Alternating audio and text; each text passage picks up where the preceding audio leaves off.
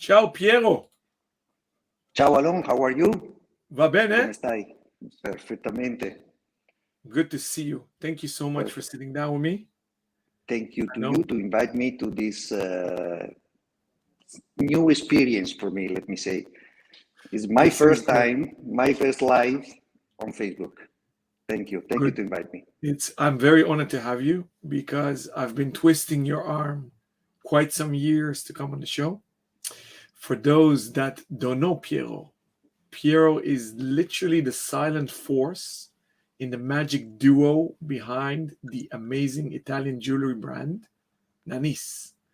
It's contemporary jewelry since 1995, but our relationship goes back longer because you are the husband of the amazing Laura Bicego, and the Bin Joseph family has been doing business with the Bicego family quite some decades because my dad used to do business with Laura's dad, and I have known you since I'm a kid because we have been proud dealers of Nanis for quite some decades as well.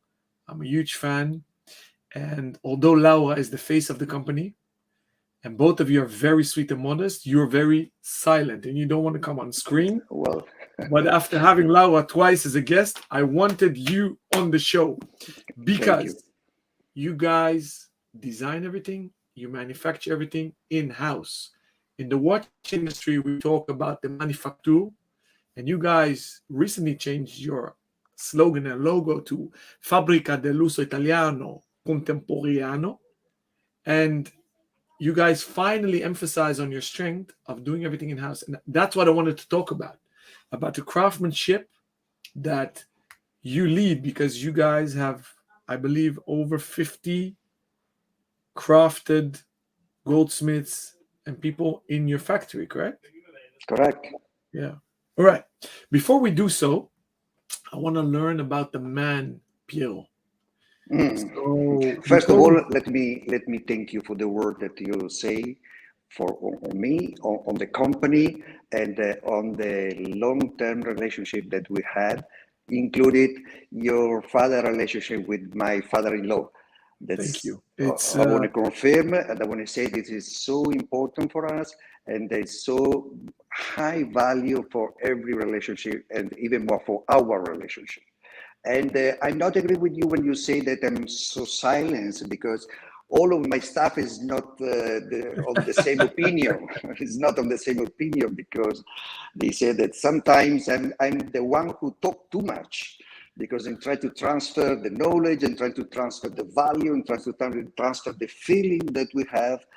And so sometimes, even when we talk to the workers, the people, I mean, the company is like a soccer team.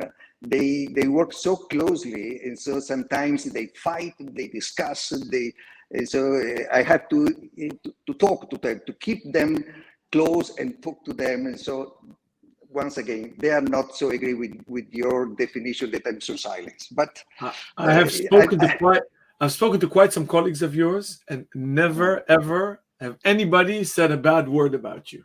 So thank you. I have proof for that.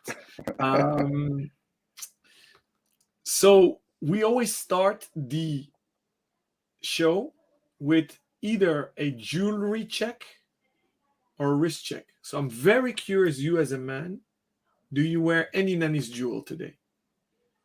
No, not. I don't wear any jewels. Not any jewels. Any I'm not the jewel. one. Okay. I'm So not the that's one very who wear. rare. And in that case, let's just do a wrist check. Do you wear any watch today? Yeah, sure. The watch is definitely is my one of my. I don't want to say the passion, but something that I have to work to wear every single minute of my life, even during the night. Always, I'm gonna wear watches. This is my watches today. Beautiful. So Uh, Portuguese 5000. I love it. I love it. This is I2C. Yeah. Is a limited edition. This is the brand that I love. I have several few watches, not so much, because honestly speaking, what I wear every day is a running watch, because I'm a runner. I try to do my best. I used to be a good runner. Now as a hobby, but every day or every 2 days, I'm gonna run 10 kilometers or so. That's why I used to wear a running watch, Garmin or Pulsar. I have both. Interesting. Yeah. Did you used to run marathons? Not the half marathon. Half This marathon. is my size. Used to be my size. Good. So, although you guys don't produce watches, No. what parallels do you find between watchmaking and jewelry making? What parallels do you see? Well, definitely our collection, the NANIS Jewels. I used to say that is a manufacturer jewels, because like when we talk about the watches, we say is a automatic of manufacture watches, high complication watches. And I want to say that the same parallel, NANIS collection is a high complication jewelry collection, because we put together all the technologies that is available in the market at the moment, keeping and maintaining all the technology of the tradition of this field, of this sector. So we used to have a casting, we used to have stamped tube, what else? Wire, chain, handmade chain, engraving by hand, setting by hand. The only one that I don't use, let me say, maybe is electroforming, because this is something that I don't love. I don't like it because the quality, even the color of the gold, even the hardness of the gold is not what is comparable on what we used to. And so this is the only technology that I'm not so common to use. Or from the other side, I don't want to use it. I understand. And you guys actually use kinetic energy, because the Transformista collection, which we see here on the screen, is also very intellectual design. It's very technical, and it's with a lot of moving parts. So, but we'll come to that later, if you don't mind. So thank you for sharing that. We always start off the show with 7 Ace list questions. So the first one is always, what watch and or jewel is your favorite and why? Talking about watches, I already answered to this question. I want to repeat it. I would say it's my favorite for a long time. I don't know why. I don't know why, because it's something that you feel. I love the design. I love the quality. I love the services that the company gave me. So I use some services every 2-3 years. Gonna set up again. You control the movement and everything. Talking about jewels, there are a lot of brands. Ones that I want to mention is David Webb, American design, because it's so there, it's so over the line, that he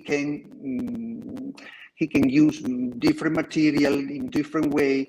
Is a very, very aggressive in terms of design. So I consider David Webb a brand that we can decline and can give you some ideas, some dot, some draw scratch that can be safe in a drawer, and maybe it can be used in the future. This is one of the brands. Other designer that I love, even though unfortunately they are died. One is Stefan Hafner. Stefan Hafner used to be, when he was on live, for me, is a maestro, is a teacher. Is a teacher because I met him. I don't want to say that he was my friend, but I was his fans. And he teach me a lot of things. The approach of the design, the approach of the collection, the maintaining the identity. He was really a great designer. One of the most important designer, Italian designer, I think. The company, when he died, went and it goes. I don't know if it's still open actually, Stefan. I don't know I don't either. know. But he lost the soul of the company. The second one is Rinaldo Gavello. Rinaldo Gavello from Milan, great designer, great man. And unfortunately, even he died several years ago. And he was so high identity designer and great producer, let's say, as a designer. Not big collection, several pieces, and I love it. Beautiful. Those two. Thank you for sharing. You're welcome. Pleasure. Second question. What did you want to be when you grew up? Good question. I don't have any. I mean, when I was a child, I would like to be a postman because I used to see the postman arrive at my house with the motorcycle. I was in love with the motorcycle. That's why I said that I want to be a postman. But growing up, I maintained the passion for motorcycle. I maintained the passion for the motor, for the technology. I studied mechanical at the high school, and I don't have any really dream at the time to become someone. But the only thing that I remember that I was always in love with the job of the other one, anyone. Of what? Of what? Of the other people that I met. I mean, everyone. When I was talking to the guys who are doing some special job, I thinking that this could be my job. But I was so easy to change my mind because the next one was so impressed for other jobs that I say, well, I want to be that one. So the final answer is I'm so curious about this is my first characteristic, the curiosity. I'm so curious about everything in the world, in the life, that everything that new involved me so much in that I would like to become on the next step, you know. Interesting. Become, in your family, are there jewelry makers in the family? On your side? Not in my side, no. So My you father really rolled into the business because of your dear wife and family. Yeah, sure. My father was a teacher, and my mom was a house. How can you say? Housekeeper. Housekeeper. Yes, sorry for that. Yeah. And you said you were schooled as an engineer, a mechanical engineer. The mechanical high school. I didn't make a university, unfortunately, but I study and I continue study even after the high school. And but my passion and my specialization is mechanical. Yeah, so you love technicality. And Absolutely, that's why yes. you like running your beautiful manufacture. Yeah. Interesting. That's true. Thank you for sharing. Talking of postmen and everybody that made you curious, who were or are your role models? You mentioned a few during the first question. So jewelry designers that you looked up to. Could you mention some more role models? Well, I don't have any real role models. I mean, I love the designer, but I love everything is referred to organization, to engineerization. When you draw a design or collection, you know, you have to thinking how can be produced, how can be organized the production in the factory. And so this is my specialization, thinking about the strategies, thinking about the best way in order to be profitable, in order to maintain the highest quality of the product. And but this is not only for jewelry. I mean, I love to organize the life to everybody. This is my biggest defect, my wife say. Yeah. Okay, thank you. In the time being, we have on LinkedIn Jody saying hi. Hi, Jody. Thank you for tuning in. Please do send in your questions, guys. Or if you're watching, we'll deal with them at the end of the sessions. Going to the fourth question, Piero. If you could teleport tomorrow where would you go? Well, if you asking me this question some years ago, I will answer that I love two cities more than any other. It was Hong Kong and Buenos Aires for completely different, opposite reasons. Actually, nowadays, Hong Kong is completely different from 5 years ago, maybe 10 years ago. So it's the city with a lot of problem, with a lot of new politician influence from China side. And so this is not the Hong Kong that I used to love. Buenos Aires is still one of the best, even though the modernization that every city has absolutely affect even the soul of Buenos Aires. That is a city of tango, that is a city of beauty, that is the most beautiful lady that I saw, it was in Buenos Aires. But there is a lot of other places where if you teletransport me tomorrow, I would like to be. It is all the places that I never saw, because as I told you, my curiosity is the bigger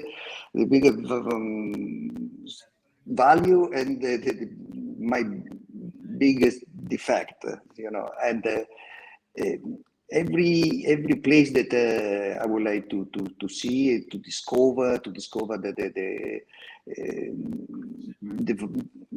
the new aspect of the society, the way to live in those places, in those cities. So it's difficult to answer, but for sure the South American side is a very, very beautiful place where to go.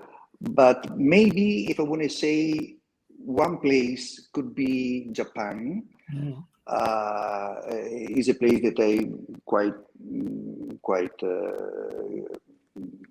I went many times over there, but more than Tokyo and more than, let's say, Osaka, Miyazaki, Sapporo, big city, is the countryside where the small village are, where the farmer is going to cook either the traditional food, Okinawa side, or the island of Okinawa is very, very beautiful. Interesting. So all because the mentality of the Japanese people is so different and so polite, so very sweet in terms of relationship with the people, even with the foreign people. And they love so much the Italian that I think the Italian are so lucky to the welcome that most of the world give us, and especially the Japanese sides. So this is could be my answer. So nice, because Japan is, I think, the most popular place to travel on this question on the show. I know that the Japanese love nanis. We have Japanese customers. I know you guys are popular. You even opened your own office in Japan, I know. Yeah. Why is it that you think the Japanese appreciate nanis so much? I know they love Italian design, but I know nanis because I guess your signature is the matte finish. One of the things that makes nanis very popular. First of all, I want to say that who used to go or who went to Japan knows that the Japanese people appreciate so much the quality, in terms of quality, for every kind of product, talking about food, clothes, furniture, everything. And so they, before the brand, they appreciate the quality. They appreciate the craftsmanship. They appreciate the story of that is behind of the brands. So for us, when we start working with the Japanese market, I want to say 30 years ago, this was the most important parameter that we offer to the market. They appreciate so much. They price the identity, the continuous maintaining this value so visible and so constantly on the product and on the communication, on the packaging. Everything is done maintaining this kind of value. They appreciate so much for this reason, I think. So this is important because giving you how can I say compare to compare, let's say from China, they appreciate the brand. They don't care about the quality because most of the consumer, Chinese consumer, they have not the skills to understand the quality in terms of product, finishing, setting, diamonds, whatever. And so they believe on the brand.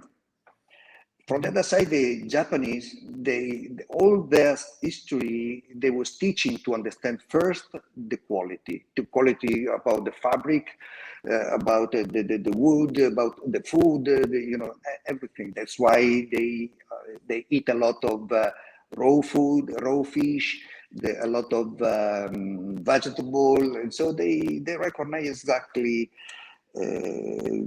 this the material, and so that's why the quality become before than the brand.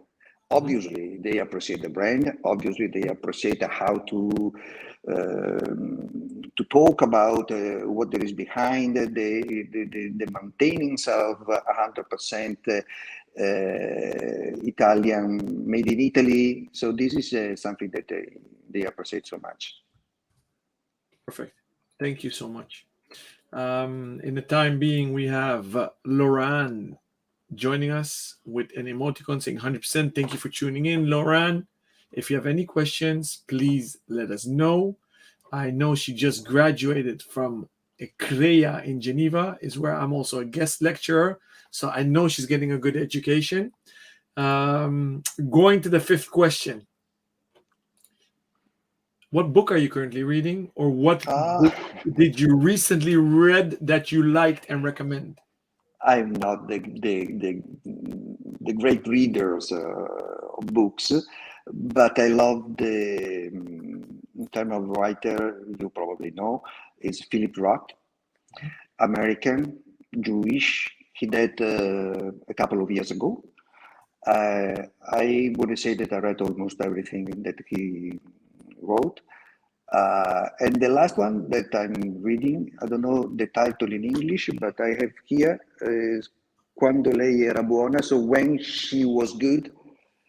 This is the by Philip Roth. Unfortunately, I'm reading Italian. That's why my English is so poor. Your English is very well, very good. Thank you. But anyway, it is. I love him. I love him because he described the society of American, Jewish and not, between 1960 up to 2010.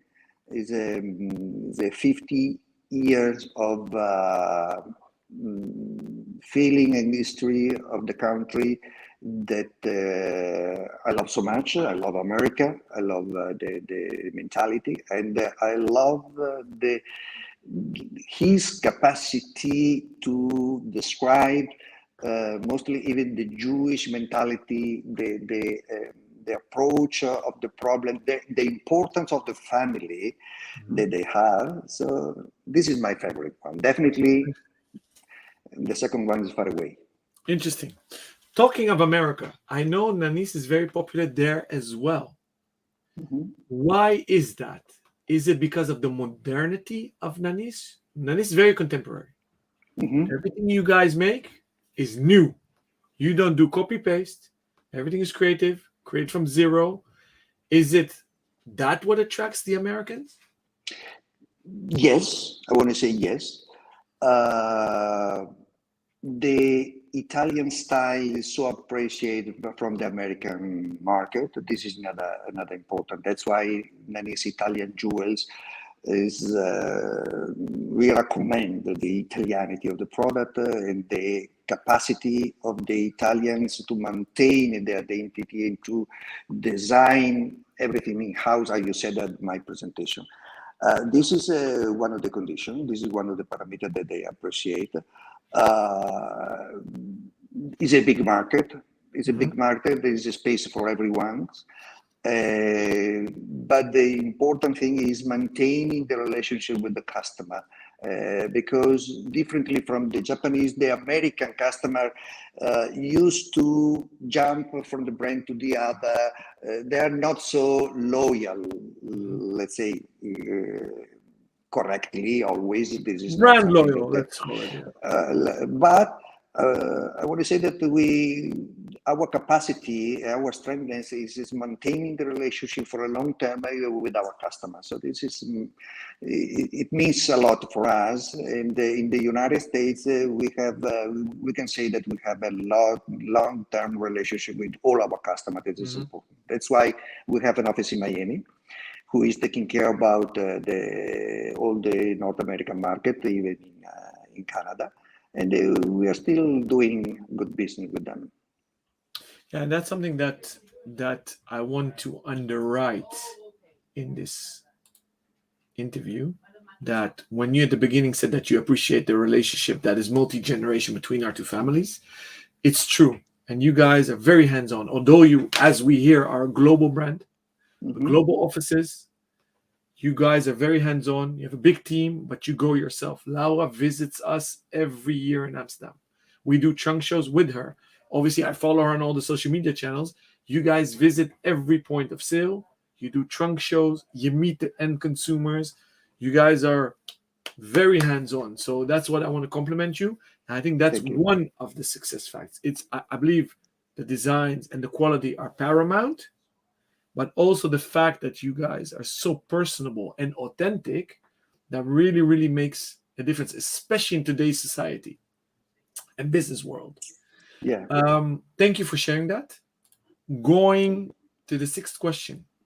You guys do a lot with colors. You guys are trend setting. You guys are innovators. I'm very curious to hear what you think is going to be the color of 2023.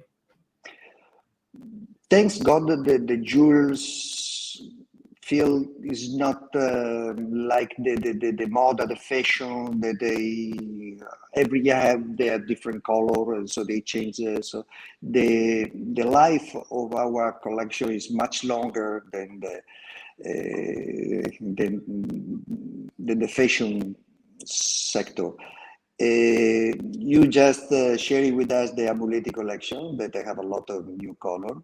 Exactly. Next year, maybe because it's something that I love so much, is a tourmaline color. So between green Greenish? and pink, this is all the variety that the tourmaline has. For me, this will be because there is not talking about just the color, it's talking about color and quality. The tourmaline is my favorite stones. So this is, I hope and I'm convinced that this is, I love it.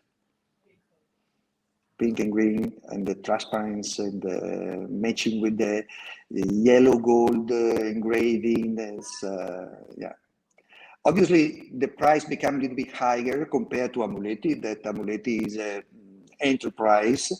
The stones setting on the Amuleti is not the semi-precious stones so rare like tourmaline, but tourmaline for me, this is the sun. I love these. I love these. I utterly love it. It's like candy for me, and I wish I could wear more. That I have the spirit to wear more gems and jewelry. But I utterly love it. And you guys are the kings of color. Thank you. In between, we're getting more comments. Some LinkedIn members are writing 100%. They're writing beautiful. I don't know the name, so I don't know who that is. Please add your name to the comments. Sometimes on LinkedIn, we get a name. Sometimes we don't. We have the Naked Watchmaker, who is Daniela. Speak. So, hi, gentlemen. Hello, Daniela. Thank you so much for tuning in. She was very active on LinkedIn, writing some comments. I invited her to share some questions with us because she is the authority on educating people about watchmaking. Good. So I said, please. Oh, she writes, Marin, not longer speak. My apologies. She and her ex-husband were a legendary watchmaking duo. Today, she educates us about haute horlogerie watchmaking. So I invited her also to join us in the world of fine jewelry making with the maestro Piero. Welcome, Daniela, and apologies for the mix-up with the names. Going back to the last question, and this is a rhetorical question. Have you been to Amsterdam before? I And if went, I so, went, I went to Amsterdam. of course you went. Uh, And I what's went to your favorite Amsterdam memory? a lot of things. It's so close to Venice that is my city, favorite city in Italy. But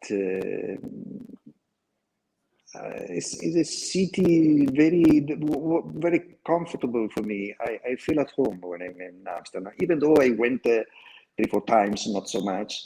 I love walking without having any real direction, real place to reach, even by bike.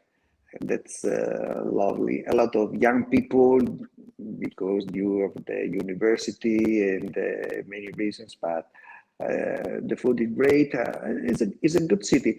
It seems smaller than what it is because it's a very big city, but you feel like in a small village, and one next to the other, and every 200 meters you discover something unexpected. It's a city where all the time that I come back, I feel very like at home. This is all what I want to say. I love it. Perfect. Thank you so much. So You're welcome. those were the 7 ACES questions.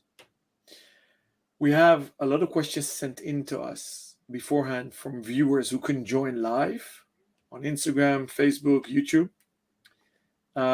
Before we deal with them, I have a lot of questions for you. Mm. So when we talk Nanis, everybody thinks Laura. But I want to put you in the limelight today. Walk us through what you do within Nanis, please. So what are your daily tasks, Pierre? What do you do? Well, I'm doing a lot of things behind the light. I'm taking care about the design. I'm taking care about the staff that we have, who is develop the shape that I and Laura drawing on the paper. And then we have to organize the production. We have to follow and keep together all the team, because as I told you before, the jewelry factor is a strange and difficult organization to manage. A lot of people, a lot of women and men that are working together, some differences into the character that they have and the mentality. I want to say even the religions now, because there is a multicultural. Even in Italy, we become a multicultural society, and then when the worker in the past, they used to go to the factory, to the work just for earning money. Now, this is not the main reasons. The most important things, the entrepreneurs who has manufactured as we have, is giving some more value in exchange of their times. Money is not enough. They want to work for something more than money. They want to work for the dream. They want to work for some ethical reasons. They want to see where the product, what they doing every day with their hands, where is going to be sold, who is the buyer, and this is something that is very, very important. So back to your question, this is important for me to be able to create relationship, create a team, create a staff involved, not just in a product, but in a dream. This is make the differences, because we want to maintain all our staff for all their working life and make them happy to work in the factory. And this make the difference. And this is not easy. This is very tough sometimes. What I think you forgot to mention, Piero, is about the multifaceted aspects of the team, is also the disciplines and craftsmanship, which is different. I want to emphasize what a lot of people don't know. I believe that 80-90% of what jewelry brands today do as little as possible in-house, they outsource. I think you're one of the few companies that still do as much as possible in-house. I dare to say you do even 80-90% in-house, everything, right? Even more. Absolutely. Even your marketing you do in-house. Even our marketing is doing now. Which is creative. Marketing is creative. Next to me, I have Chiara, that she's marketing responsible. And we are doing all. Which Chiara is that? Sola? No, Chiara Mateazzi. You have so many Chiaras. I went from Cubico to Sola. Yeah. Chiara Ciao, Chiara. We love what you do. Lovely marketing. Do you hear? He said that he loves what you do. The marketing is great. So you guys do that. And I want to emphasize that. And I was very happy when you guys recently changed your logo, which you can see at the top, it's maybe a bit small. I can blow it up. That in Italian, it says, if I translate it correctly, Factory of Italian Contemporary Luxury. Lusso is luxury, right? Exactly. Yeah, and that says it all, I think, that you guys produce everything yourself. You design everything yourself. It's all contemporary and done in-house. So you emphasize design and you emphasize quality.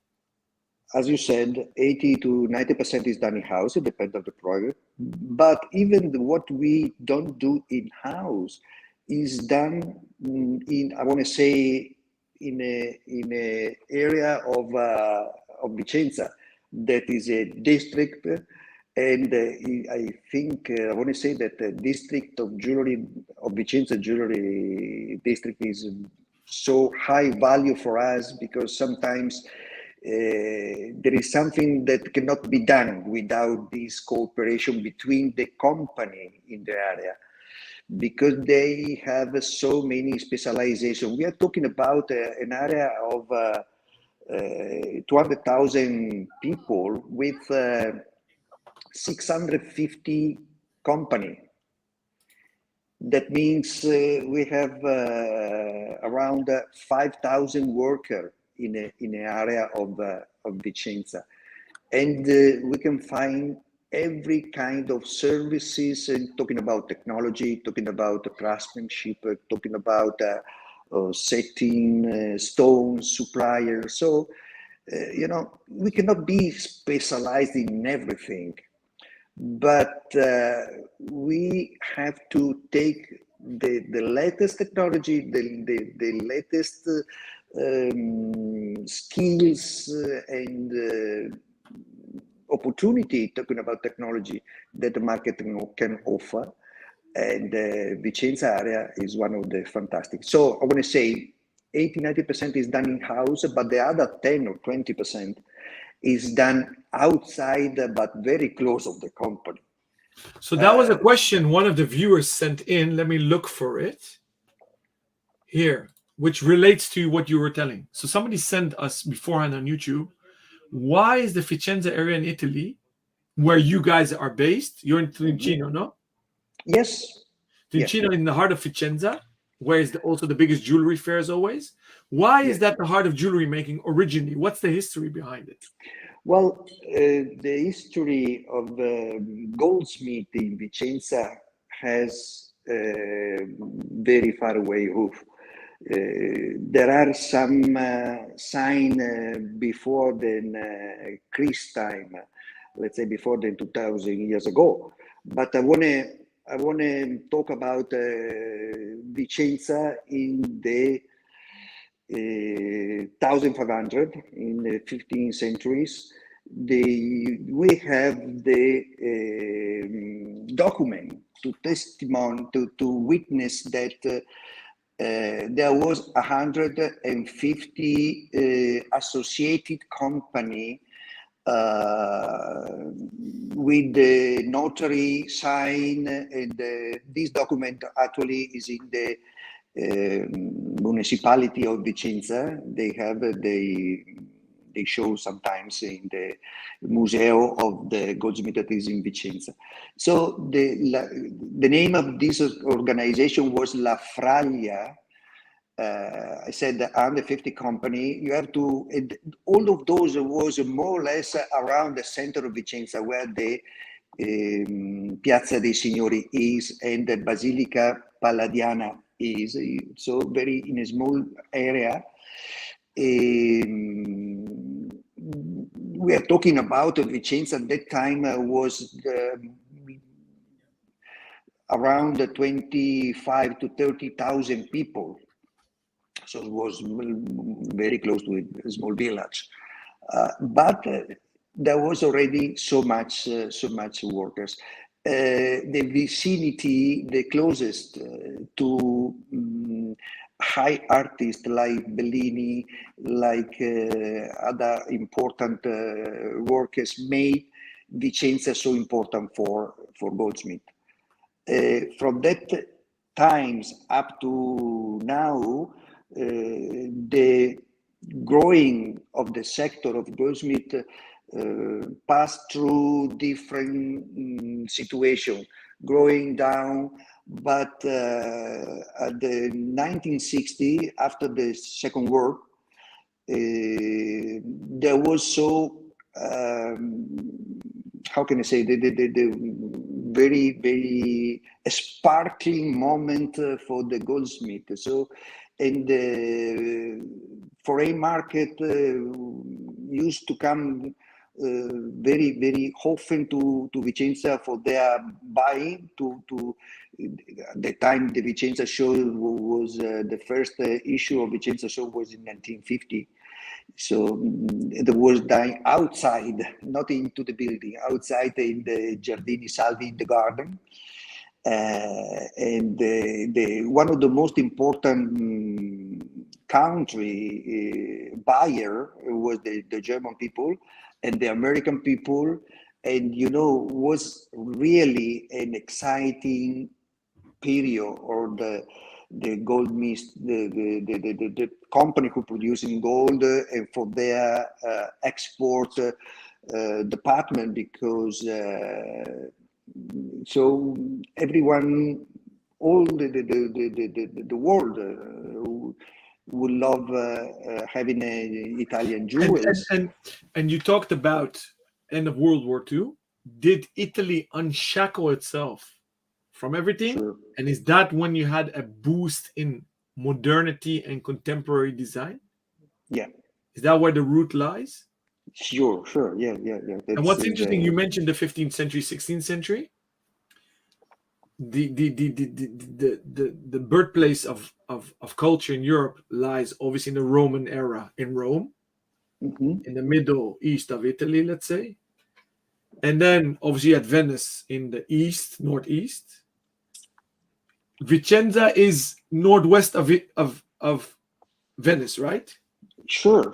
We was is the migration from there, or does it come from Firenze, which is a bit northwest? Or is it stuck in between? I'm not sure, because I'm not a specialist. I study a little bit, so what I say I learn from different experience and meeting that they had. But I want to say that in the 15th to 16th century, Venice, La Repubblica di Venezia, Venice Republic was in the best period of Florence here, I can say. Mm-hmm. And the Vicenza gets some influence from the Venice, because all the very important noblesse, come si dice nobili? Was yes, went to Vicenza for giving the draw to their goldsmiths to have their own design, and so all the small workshop they used to produce and to design for the most important noblest people and family from Venice, from all the north of Italy.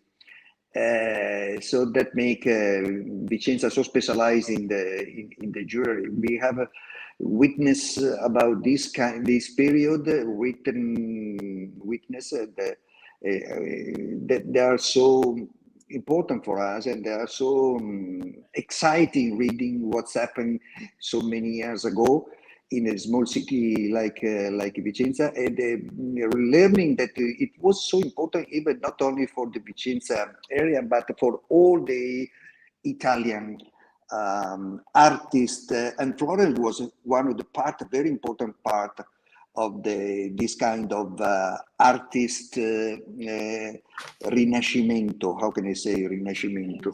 Renaissance. Mm-hmm. Interesting. What I wanted to ask you while I was watching this video here, while we've been watching this, you see Laura walking through the factory, and I see a lot of workbenches. How many workbenches for goldsmiths do you actually have there in your factory? But we have around 40, wow. 40 people. That's gigantic. Well, it's very big. It's very big. We should be a little bit more, but you know, this is not easy. This is the next problem for the next generation, because the demography doesn't give us any help. No, it's a problem. Good craftsmanship is a problem. So Daniela Maran, she continued on that topic. She first of all said, "No problem. I'm honored to join you. We are honored that you're watching, Daniela. We really appreciate your work in educating us. So thank you for joining us." She writes on Facebook that she loves the pieces we've shown. The multicolored piece is wonderful. And she continues to ask for Piero, what do you do to educate your clients as to the work and skill that goes into making these beautiful pieces? So what, Piero, do you guys do besides the exceptional website with videos, your social media? What do you do to pass on this knowledge? Because it's very technical what you guys do. To the client or to the worker? She specifically asks the client. So let's answer her question. Well, and then you can answer my question to your own team. How do you pass on the knowledge? Sure. Well, just at the end of July, we had a meeting with a lot of clients who send us the people who the seller associated to the shop, or even the owner of the shop. So our customer invited by us, they came here for the 2 days training. We say academy into the company. So we call it factory visits as well. Factory visit. We keep this opportunity to show them the organization, the production, to let them try to do some simple action into the factory. Let's say some using the laser machine for surgery, or engraving the pieces. So they had the opportunity to try and to engrave by themselves some of the jewels, some of the beads. So this way they understand how tough is it, how many years is necessary to learn this traditional finishing. And this is something that we have and we want, and we are going to improve.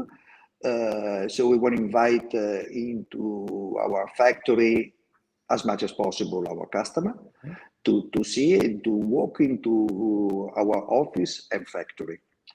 For that reason, we are renewing some part of the factory in order to make them more comfortable and more, how can I say, ready to receive this kind of visit.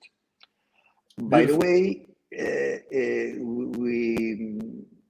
we talk during this visit as well as how to set up the windows, how to explain about to tell to the final consumer the characteristic of our collection, showing them how they can wear the jewels, because one of the most important characteristics that our collection has is that most of the product, most of the jewels can be worn in 2, 3, 4 wear.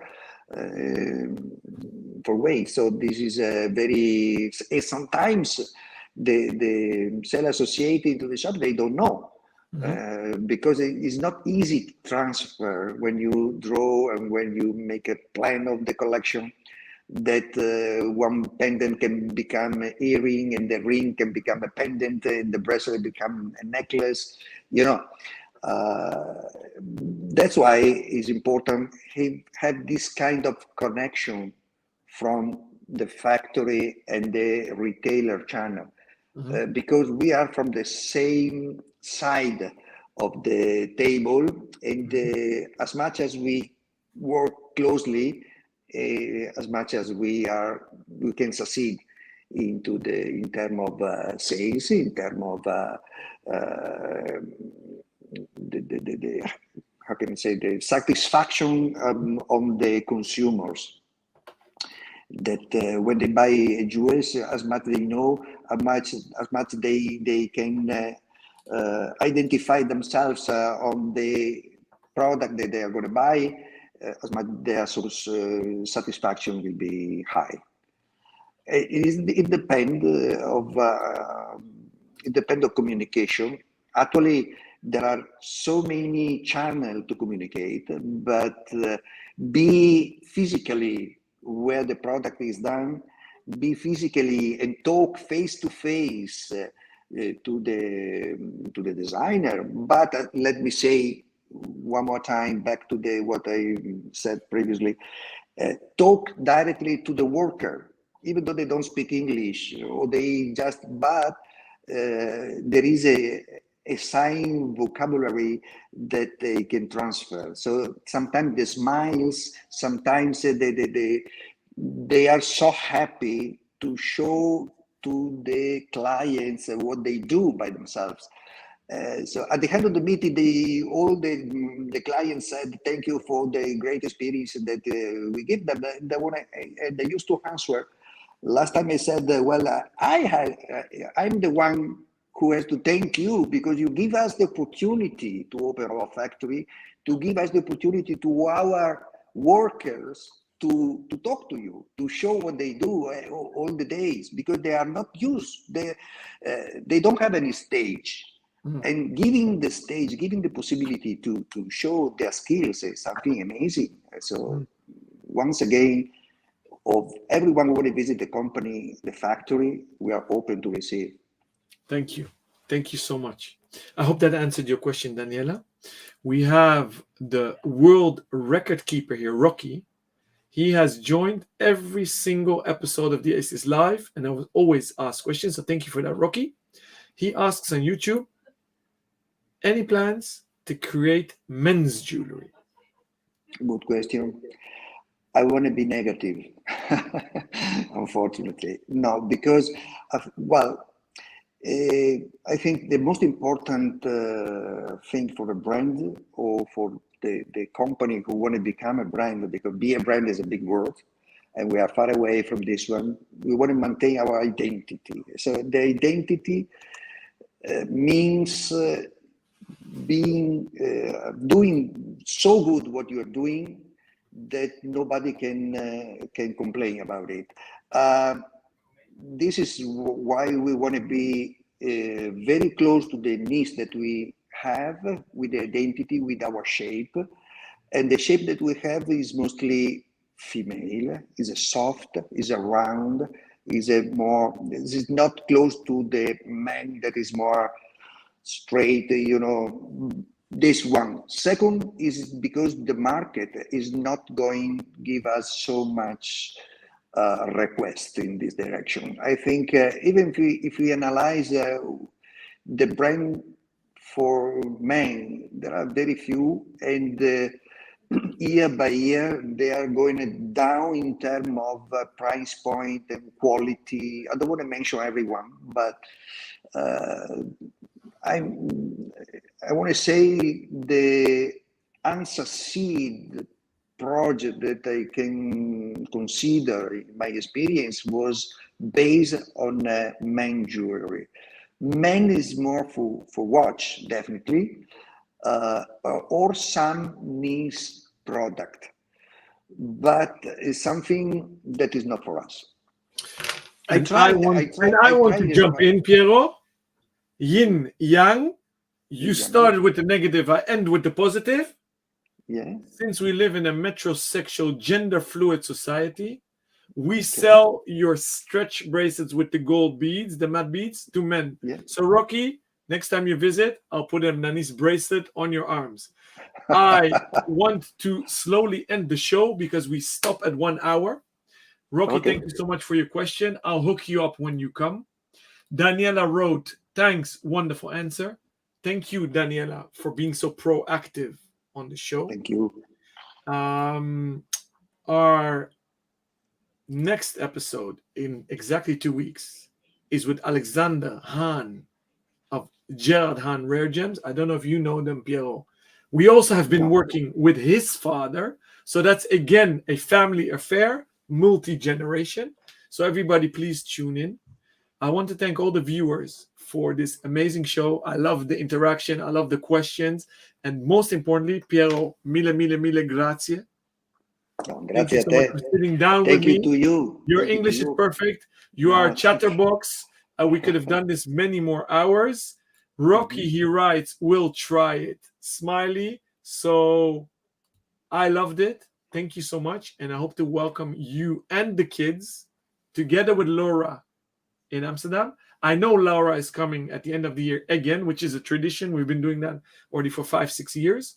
So for those viewers that want to meet Laura in person, please register for our newsletter where we will invite you for the trunk show with NANIS at the end of this calendar year. Ciao, Piero. Ciao. Thank you so much, everyone. Ciao. Thank you for your patience. Thank you. Right.